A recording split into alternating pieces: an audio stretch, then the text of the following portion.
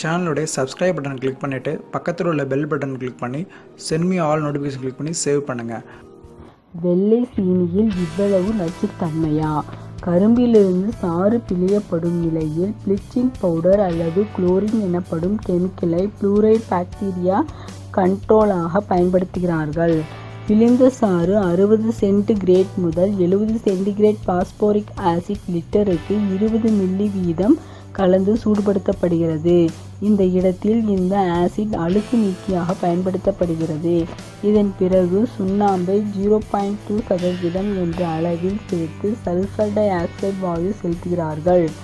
102 centigrade கொதிகலனில் சூடுபடுத்தி நல்ல விட்டமின்களை இழந்து செயற்கை சுண்ணாம்பு சத்து அளவுக்கு அதிகமாக சேர்த்து விடுகிறது.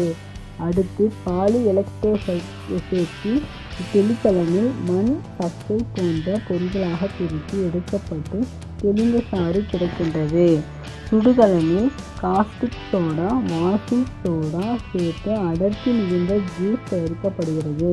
மறுபடியும் சல்பர் டை ஆக்சைடும் சோடியம் ஹைட்ரோசல்பைடும் சேர்த்த படிநிலைக்கு சீனியாக வருகிறது. சல்பர் டை ஆக்சைடு நஞ்சு சீனியில் கலந்து விடுகிறது. இப்படி தயாரான சீனியில் எஞ்சி இருப்பது வெறும் கார்பன் என்னும் சரிவு. தயாரான நாளிலிருந்து 6 மாத காலத்துக்கும் அதிகமான சீனிகளை சாப்பிடக்கூடாது.